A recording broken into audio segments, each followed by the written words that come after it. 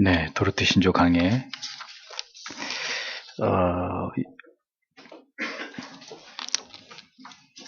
5페이지에 보면 잘못된 주장을 배격함 이렇게 해서 잘못된 주장에 대한 반박들이 쭉 이렇게 나와 있습니다. 이 부분은 7페이지까지 여러분들이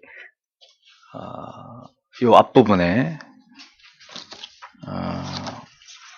하나님의 선택과 유기에 대한 강의 내용을 충분히 들으셨으면 이해하시는데 어려움이 없을 것 같아요. 그래서 이 부분까지 만약에 반박에 대한 부분까지 강의를 하면 양이 너무 많아질 것 같아서 이 부분은 여러분들이 읽고 소화하시는 걸로 하고, 둘째 교리 그리스도의 죽으심과 인간의 구속으로 넘어갑니다.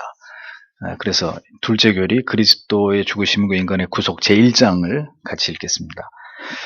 하나님은 가장 자비로우시며 공의로운 분이시다.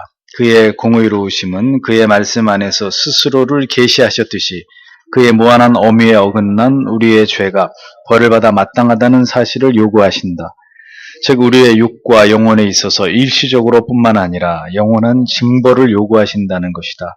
하나님의 공의의 대가가 이루어지지 않는 한 이 징벌을 면할 수가 없는 것이다. 도르트 신조 가운데 둘째 교리 그리스도의 죽으심과 인간의 구속 첫 번째 시간입니다. 아르미니우스주의자들의 가장 큰 오류 가운데 또 하나는 하나님의 공의의 지엄함을 쉬 간과하고 그것을 축소한다는 점입니다. 하나님의 공의는 반드시 죄에 대한 책임을 묻고 그 죄에 대한 징벌이 요구된다는 점을 그 아르미니우스주의자들은 이것을 쉽게 가볍게 여기는 이런 어떤 맹점을 갖고 있다는 겁니다. 속죄의 의지의 주체가 사람에게 있다고 보는 알미니안들은 누구든지 하나님 앞에 나아가서 죄를 고하고 사함을 받으면 된다고 이야기합니다. 즉 모든 사람들의 죄를 위해서 예수님께서는 십자가에 달려서 대속을 감당하신 것이기 때문에 누구든지 주님께 나아가서 자기의 죄를 회개하고 예수를 믿기만 하면 구원에 이르게 된다. 이렇게 주장을 하는 것입니다. 그러나 성경에 따르면 이러한 주장은 결코 성경의 말씀과 다르다는 것을 알 수 있죠. 주님께서는 모든 사람들의 죄를 위해서 십자가를 지신 것이 아닙니다. 따라서 모든 사람들의 죄를 모두 속죄하시는 것이 아니라는 의미죠. 그것이 바로 제한적 속죄 아닙니까? 예수 그리스도께서 모든 사람들의 죄를 대속하신 것이라면 역사 속에 등장한 모든 악인들이나 아니면 지금도 우리 주위에 살아가고 있는 하나님을 아주 멸시하고 조롱하고 있는 그런 자들의 죄까지도 그러면 주님이 모두 사하셨다는 그런 의미가 되는 것입니다. 이것은 인간의 오만한 상상력의 산물이고 그렇게 믿고 싶은 인간의 어리석은 착각일 뿐인 거죠. 그리스도께서는 오직 그분의 백성들의 죄만을 위해서 죽으신 것입니다. 그리스도의 속죄하심은 오직 하나님의 택하신 자녀들만으로 국한됩니다. 만약에 그리스도께서 이 땅의 모든 사람들의 죄를 위해서 죽으셨다면 어떤 문제가 생겨나게 되겠습니까? 그리스도를 미워하고 부정하고 혐오하는 자들을 위해서 주님께서 보혈을 흘리셨다는 것이 되는 것이고, 그 의미는 그의 고난과 죽으심이 그 보혈의 가치가 모두 낭비되고 무가치하게 여겨질 수 있다는 것을 뜻하는 거죠. 예수 그리스도를 통한 속죄의 완성은 오직 하나님의 택하신 자들에게만 제한됩니다. 속죄하심의 능력이 제한된다는 의미가 아니라 그 속죄의 범위와 대상에 있어서 제한이 되어 있다. 그런 의미입니다. 그리스도의 구속 사역은 특정한 사람들의 죄들에 대해서만 완전한 속죄를 통해서 하나님의 뜻에 합당한 만족을 드리기 위해서 의도되는 것이고, 실제로 그 특정한 사람들의 구원을 확증하는 것이지 모든 사람들의 그들의 죄를 위한 대속이 절대로 아니라는 것을 여러분들은 분명하게 이해하실 필요가 있다는 겁니다. 만약 알메니안들의 주장처럼 주님께서 모든 사람들의 죄를 위해서 죽으셨다면 그럼 어떤 그 가정의 결과가 따라와야 돼요. 다 구원받아야 되는 거예요. 세상 사람들이 다 구원받아야 되죠. 그러니 이러한 논리의 전제에서 결국 뭐가 나올 수밖에 없을까요? 쉬운 구원관이 나올 수밖에 없는 거예요. 이지 빌리비즘이 나올 수밖에 없는 거예요. 당신은 죄인이고 주님이 당신을 위해서 죽으셨으니 그 주님을 당신의 구세주로 믿기만 하면 당신은 구원을 받는 것입니다. 아주 이런 간단한 논리가 생성되게 되는 것이죠. 믿기만 하면 되는데 당신이 안 믿으니까, 당신이 안 믿으려고 하니까 지옥에 가는 것이다. 이런 어떤 논리를 가지고 구원의 모든 결정권과 주도권이 인간에게 있다고 주장하는 이러한 알미니안들의 논리는 너무 성경적으로 볼 때 빈약하고 유치하고 모순된 이런 주장일 수밖에 없다는 것입니다. 그럼 그리스도의 보혈의 능력이 인간의 의지적 거부를 통해서 난 필요 없습니다 하고 이렇게 거부하면, 그럼 인간을 구원하시는 하나님의 능력이 사람에 의해서 좌절되는 것이냐? 그럼 그렇게 무능하신 하나님이냐? 이런 중대한 문제가, 오류가 생겨날 수밖에 없는 것이죠. 이러한 사상의 신앙이 영향을 받게 될 때 인간은 수없이 죄를 반복하는 자신에게 실망하고 절망하면서 그 믿음을 끝까지 지켜내기 어려운 문제에 봉착하게 되는 것입니다. 하나님의 견인이 없는 구원과 성화를 어떻게 인간의 노력에 의지해서, 그 노력만에 의지해서 성취할 수 있다는 말이겠습니까? 그렇기 때문에 성경을 정확히 보고 이 성경 안에서 도출해낸 이 도르트 신조의 이 교리가 아니라면 알미니안식으로 인간의 구원은 설명할 수가 없는 거, 많은 모순에 부딪혀 버리는 거예요. 이걸 역으로 말하면 반드시 택함을 받은 하나님의 자녀는 하나님의 이끄심을, 인도하심을, 그리고 다시 하나님의 일으키시고 붙드심을 경험하게 된다는 의미도 되는 것이죠. 폭풍을 이끌고 요나를 잡으러 가시는 그 하나님의 은혜와 사랑. 요나서의 주제가 뭐겠어요? 성경에 몇몇 그 신비한 인물이 있어요. 잘난 게 아무것도 없는데 하나님이 끝까지 붙드는 이런 아주 신비한 인물들이 있는데 그 중에 한 사람이 요나예요. 끝까지 하나님의 뜻을 거스르고 저항하는데도 하나님이 요나를 버리지 않죠. 요나서의 주제가 뭐겠습니까? 그 불순종하고 하나님을 떠나가고 있는 요나를 찾아가시는, 잡으러 가시는, 그를 포기하지 않으시는 하나님의 은혜, 사랑, 그 하나님의 열심, 이런 것이 요나서에 잘 드러나고 있지 않습니까? 하나님은 가장 자비로우신 동시에 가장 공의로우신 분이라고 신조는 설명을 합니다. 죄에 대해서는 반드시 지엄하신 공의를 드러내시면서 동시에 그 죄를 용서하심에 있어서는 가장 큰 자비를 드러내시는 분이 하나님이시다. 그런데 그 대상은 언제나 택자, 그들에게만 그렇게 하나님의 공의도 자비도 드러나는 것이다라는 겁니다. 이 하나님의 공의에 대항하는 것이 뭡니까? 바로 죄죠. 지키면 복을 주시고 어기면 벌을 주시겠다고 하신 이 하나님의 지엄하신 법을 인간이 거스리고 어기는 것이 죄입니다. 하나님의 공의는 반드시 그 지엄하신 법에서 벗어나서 죄가 저질러지게 될 때 그에 따른 벌을 받아야 마땅함을 전제로 합니다. 하나님의 공의는 인간이 지은 죄에 대해서 아주 작은 죄라 하더라도 형벌의 대가를 반드시 요구합니다. 공의를 어긴 대가는 구약 성경이 말씀하고 있는 바와 같이 뭐죠? 피 흘림입니다. 피 흘림. 피를 흘려서 속죄를 행할 때에만 하나님의 공의가 만족되게 되는 것이고, 그렇게 인간의 죄를 속하게 하신 것이 하나님이 정하신 법이고 하나님의 공의의 만족의 조건이었습니다. 공의는 하나님께서 정하신 죄에 대한 그 대가를 지불하지 않고는 어떤 경우에도 용서되지 않고 용납되지 않는 것이 하나님의 공의입니다. 하나님의 공의에 대한 용서의 유일한 조건은 피 흘림의 희생이다. 우리가 분명히 기억해야 될 것은 하나님의 공의가 훼손되었는데도, 하나님의 의가 우리에 의해서 깨어졌는데도 그 죄가 그냥 묵인되는, 그냥 이렇게 대충 넘어가는 일은 절대로 존재하지 않는다는 것입니다. 에덴 동산에서 사탄은 정령 죽으리라 하나님이 확언하신 것에 대해서 어떻게 말을 바꿨어요? 죽을까 하노라 라는 말로 말을 바꿨습니다. 정말 죽겠느냐? 설마 죽이시겠느냐?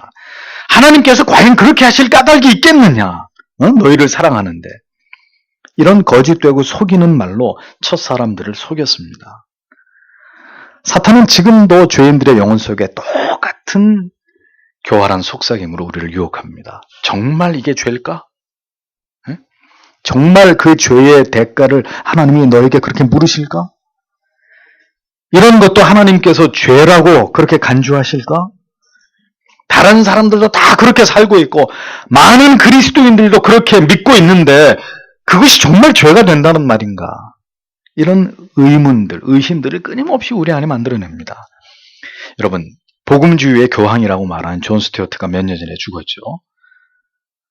그분이 한국에 와서 아주 문제가 되는 발언을 하지 않았습니까? 뭐였어요? 사랑의 하나님께서 과연 죄인들을 위해서 지옥을 만들어 놓으셨겠느냐? 나는 지옥에 대해서 불가지론적인 입장이다. 사탄은 오늘도 하나님과 하나님의 말씀, 하나님의 공의에 주목하지 않고 다수의 사람들이 가는 길과 그들이 믿고 판단하는 것, 오늘의 이 시대적 상황이나 나의 상황, 나의 현실을 더 크게 보도록 만든다는 것. 그래서 합리화에 빠져들게 만드는 것이죠. 하나님의 절대적인 공의를 상대적으로, 유동적으로 이해하고 받아들이도록 하나님의 공의에 대해서 칼날 같아야 될 우리의 생각과 사고를 어떻게 만들어요? 무뎌지게 만들어요. 무뎌지게. 응? 그리고 그렇게 공의를 허문 대가를 대수롭지 않게 여기도록 그렇게 우리를 미혹합니다. 하나님의 공의를 우습게 여기도록 괜찮아. 잘 될 거야. 뭐 하나님이 정상을 참작해 주시지 않겠어? 이렇게 지극히 가볍게 죄에 대한 첨예하고 심각한 의식들을 우리 안에서 자꾸 소멸시키는 짓들을 합니다. 진정한 회개가 성도 안에서 실종되고 있는 가장 커다란 이유가 거기 있는 거예요. 죄를 첨예하게 다루지 않으면 회개 자체는 모호해지는 것이죠. 그런 짓을 가장 잘하는 곳이 어디예요? 복음주의 교회들이죠. 하나님은 그대의 연약을 하십니다. 하나님은 그대의 마음에 쓴뿌리를 하십니다. 그걸 죄라고 얘기를 해야 되는데 죄라고 얘기 안 하고 연약합니다. 뭐 상처다. 그런 말로 다 미화시켜버리죠. 그럼 그런 얘기를 듣는 사람들은 죄책감을 갖는 게 아니라 자기의 죄를 합리화시킬 수 있는 어떤 근거를 얻는 것입니다. 그것이 과연 하나님 앞에 합당한 것이냐. 하나님의 공의를 무너뜨리는 것이죠. 하나님의 공의는 그 대가를 반드시 지불하게 하시겠다고 하는데 마귀는 아무것도 지불할 필요가 없고 심지어 아들 예수께서 다 지불했으니까 아무런 죄책감에 대한 부담을 가질 이유가 없다고 우리를 회유합니다. 다 성경을 가지고 회유하는 거예요. 성경을 그들의 논리에 맞춰서 우리로 하여금 함정에 빠뜨리게 하는 거죠. 이러한 생각들이 바로 우리가 하나님의 공의에 대해서 아는 바가 매우 부족하고 그 공의를 두려워하는 마음이 우리 안에 심히 박약하다는 것을 보여주는 증거입니다. 죄에 대해서 반드시 하나님의 공의의 형벌에 대가가 따라온다는 것을 왜 사람들은 가볍게 여기고 이것을 간구하는 것일까요? 하나님의 뜻에 대해서 명백하게 불순종하고 세상의 수단과 방법을 가져와서 우리의 마음대로 생각대로 계획하고 진행한 일들에 대해서 왜 하나님의 준엄한 책망과 징계가 임하지 않으리라는 이런 근거 없는 낙관적인 생각을 하는 것이냐. 왜 오늘의 나의 선택이 하나님의 뜻을 묻는 길고 진지한 시간의 심사숙고의 결과가 아닌 그저 나의 직관에 따르는 것일 뿐인데도 그것이 당장 이후에 그리고 어떤 상당한 시간이 지난 후에 혹은 시간이 지날수록 나에게 감당기 힘든 어떤 고난과 시련과 벗어나기 힘든 올무가 될 수 있다는 것에 대해서 알면서도 왜 사람들은 자꾸 단순하고 쉽게 생각하려고 하고 하나님 앞에서 가벼운 마음으로 일관하려고 하는 것인지 우리는 심각하게 우리 신앙 안에 있는 이러한 문제들을 우려해야 한다는 것입니다. 그냥 우리의 사고 자체가 점점 가벼워지는 거예요. 될 대로 되라. 에이, 모르겠다 그냥. 까짓 거 뭐 어떻게 되겠지. 나는 괜찮아요. 내 아들 때 가서 뭐 그런 문제가 생긴다고 한들 그럼 뭐 나하고 직접적으로 문제가 안 생기니까 나는 괜찮습니다. 히스기야가 그렇게 얘기했잖아요. 사람들의 사고 자체가 그렇게 점점 그냥 어렵지 않게 대수롭지 않게 하나님의 기준을 자기의 기준으로 끌어내려서 모든 걸 쉽게 풀어가 버리려고 하는 이런 유혹에 빠져 있다는 것입니다. 누가 그렇게 해도 좋다고 했습니까? 여러분이 우리가 보다 하나님 앞에서 경건하고 성실하고 정직하게 살기 위해서 노력하지 않는다면 우리의 삶은 훨씬 더 많은 고통의 대가를 지불할 수 있다는 사실을 잊지 마십시오. 잊지 마십시오. 하나님의 징벌은 우리의 육신과 영혼에 있어서 일시적인 것과 영원한 징벌을 요구하신다. 오늘 신조는 분명히 얘기했죠. 문제는 이 하나님의 요구를 궁극적으로 만족시켜 드릴 수 있는 자격이나 능력을 가진 자가 인간들 중에는 아무도 존재하지 않는다는 점입니다. 인간의 전적 무능은 이 문제를 풀 수 있는 대안이 죄인들에게 전무하다는 데 있는 것이죠. 하나님의 심판을, 공의의 요구를 충족시킬 수 있는 그 어떤 방법도 인간 안에는 존재하지 않는다는 것입니다. 공의의 조건, 죄사함의 용서의 조건을 충족하지 않는다면 그 누구도 하나님의 심판을 피할 수 없게 되는 것입니다. 반드시 죄에 대한 심판을 받게 되어 있다는 것입니다. 성경과 교리는 이렇게 하나님의 사랑만을 결코 말씀하고 있지 않고 그 사랑을 말씀하기 이전에 반드시 뭘 얘기해요? 하나님의 공의를 먼저 말씀한다는 거예요. 이는 이미 창세기에서부터 말씀하신 바입니다. 정령 죽으리라. 이것이 하나님의 공의의 지음함이에요. 우리가 기억해야 되는 것은 기독교를 말할 때, 하나님에 관해서 말할 때 하나님의 사랑보다 먼저 하나님의 공의를 정확하게 설명하고 논하는 것이 우선이 되어야 한다는 거예요. 그런데 기독교는 이 질서를, 이 순서를 무너뜨려 버렸어요. 하나님은 공의의 하나님에 대해서 먼저 하나님이다라고 먼저 말하지 않고 하나님은 사랑의 하나님이다. 그 순서를 바꿔버린 것입니다. 만약에 하나님이 사랑의 하나님이라고 먼저 얘기하려고 했으면 인간은 날 때부터 의인이어야 되는 거예요. 선한 사람이어야 되는 거예요. 그러면 하나님의 사랑을 먼저 얘기해도 괜찮아요. 그러나 인간은 날 때부터 전혀 그 어떤 아름다움과 선함도 영적으로 볼 때 존재하지 않는 전적으로 타락하고 부패한 죄인일 뿐입니다. 그럼 그 죄인에게 가장 먼저 필요한 게 뭐겠어요? 하나님은 사랑입니다. 당신을 사랑합니다. 당신을 보배롭게 여깁니다. 이 말이 먼저겠어요? 죄인에게 가장 먼저 필요한 것은 그 자신의 살아온 인생이 하나님이 보실 때 무죄인지 유죄인지를 가름하는 판결입니다. 죄를 지은 사람은 반드시 재판을 받아야 되죠.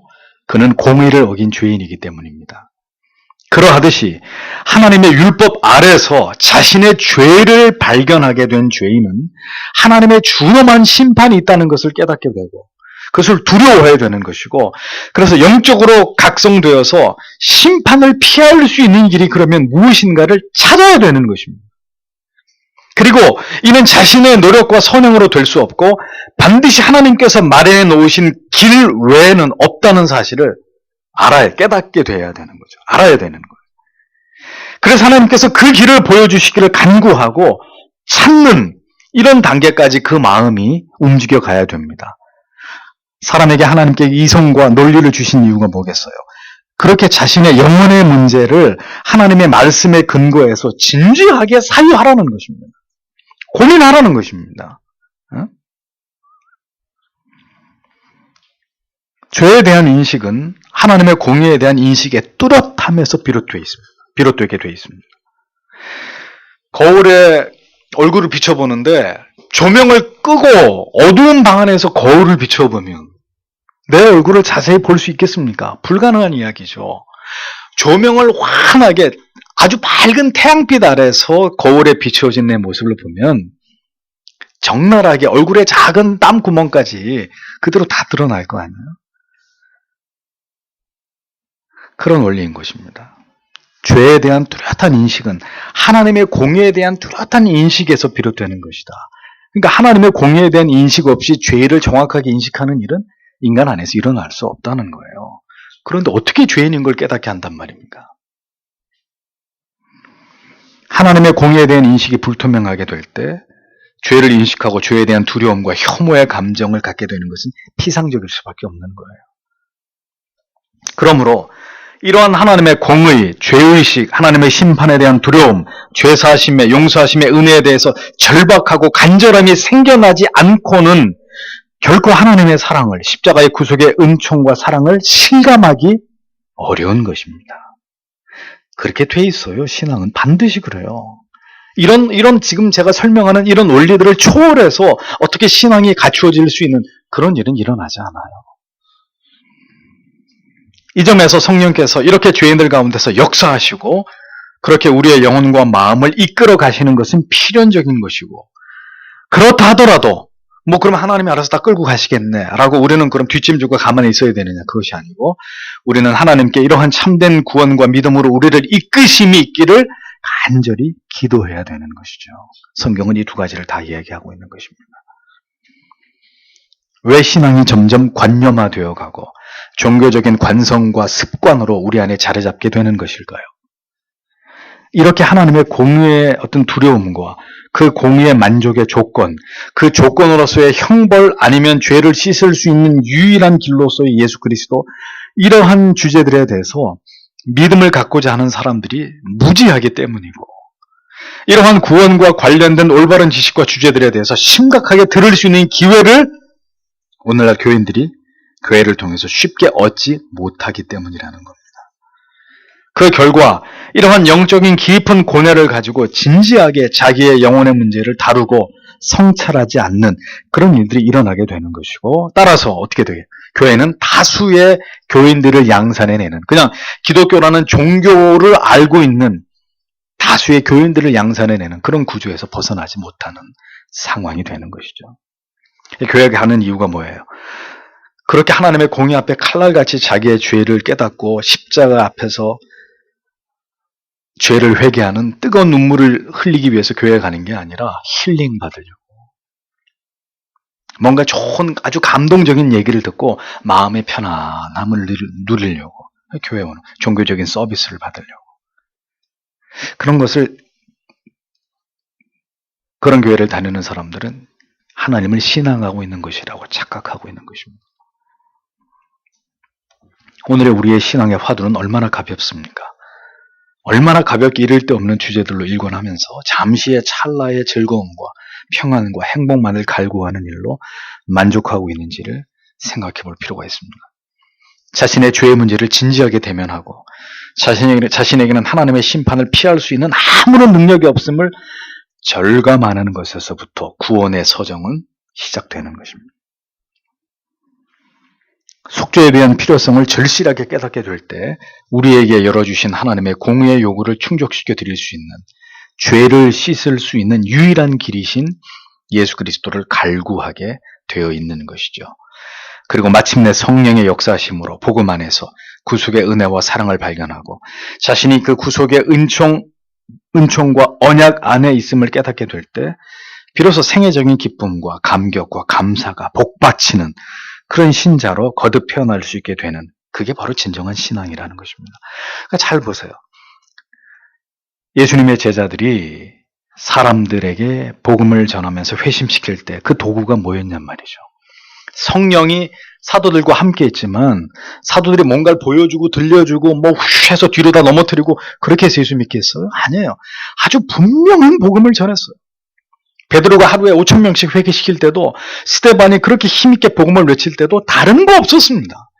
분명한 하나님의 말씀, 복음을 전했는데 그 복음을 들은 자들이 찔림을 얻고 괴로워하고, 그럼 우리가 어찌해야 됩니까? 하고 베드로 앞에 물었을 때 베드로가 너희가 십자가에 죽인 예수 그리스도를 영접해라.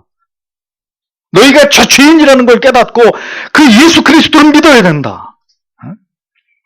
그것이었습니다. 그것이 회심의 길이었습니다.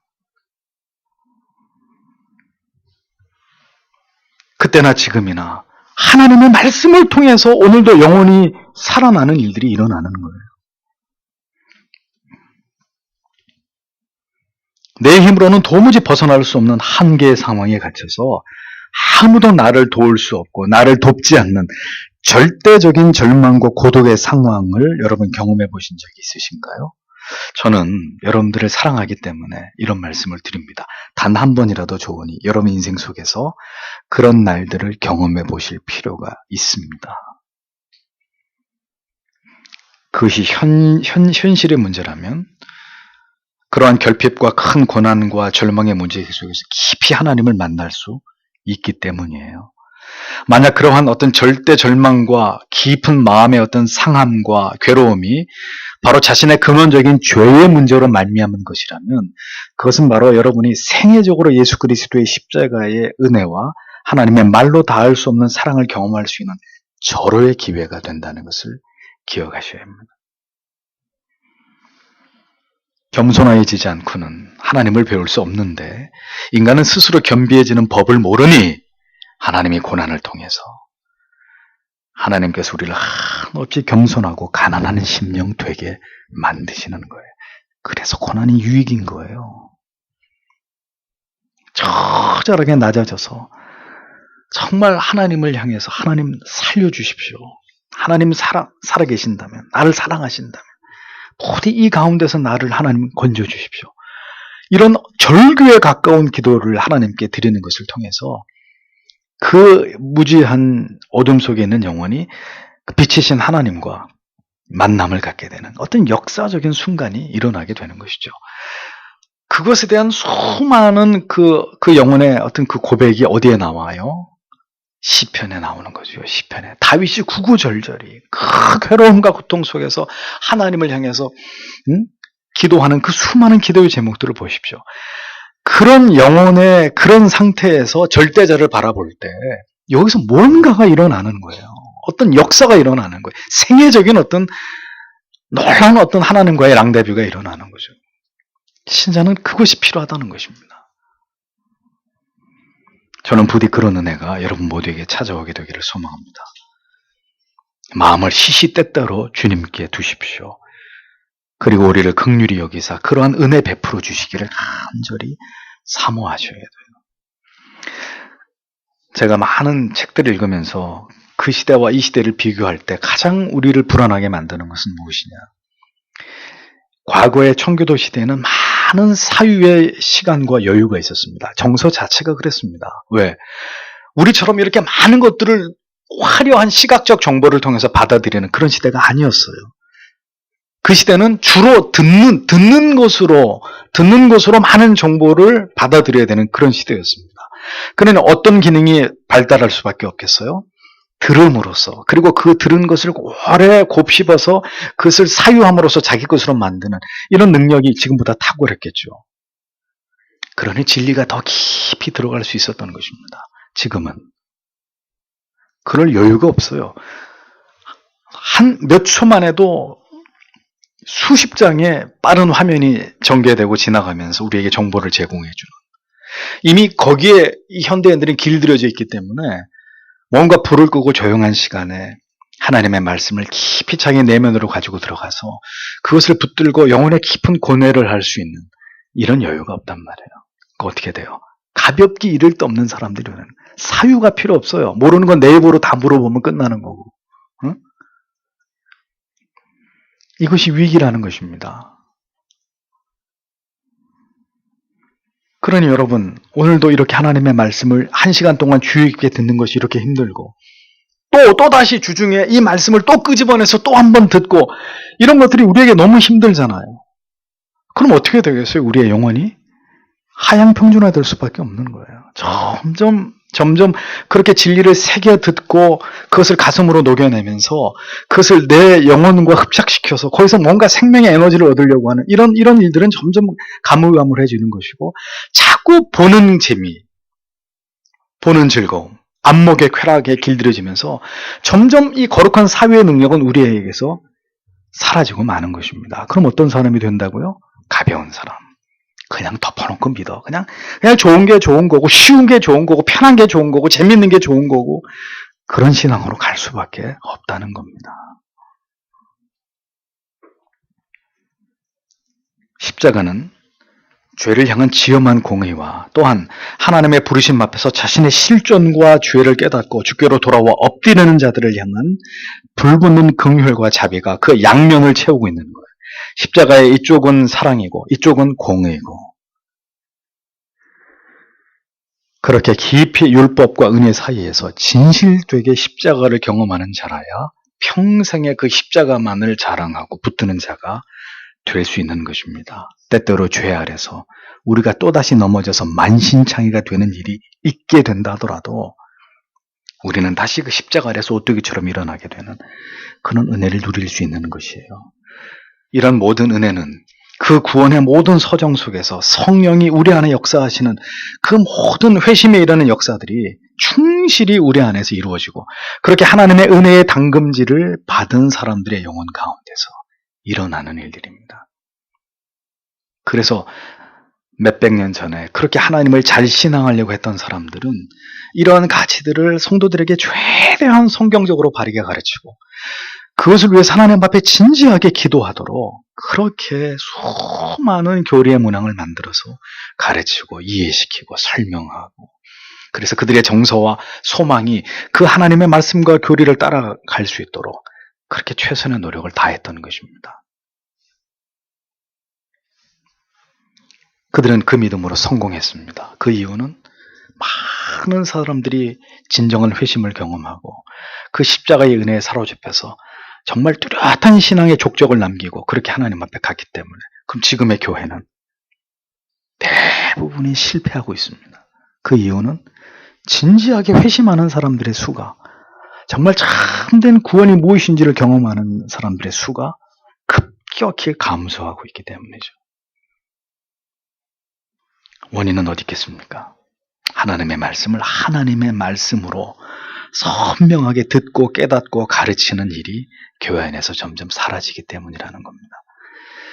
오늘도 이 도로테 신조의 그리스도의 죽으심과 인간의 구속, 오늘 1장에 이 하나님의 공의에 대한, 그리고 그 공의를 어떻게 만족시킬 것인가에 대한 문제, 여러분들이 깊이 생각하시고, 여러분들의 믿음이 이러한 교리의 말씀과 포개어지면서 과연 그러하구나, 과연 믿음이라고 하는 것이 그렇구나, 이렇게 여러분들에게 수긍되고 여러분 안에서 그것이 소화되어져서 이 말씀이 말하고 있는 그 믿음의 풍성함을 여러분들이 누리셔야 되는 것입니다.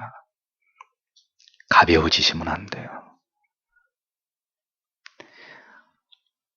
높이 나는 연이 중요한 게 아니라 그 연줄이 절대로 끊어지지 않는 단단한 줄이어야 하는 게 중요한 거예요.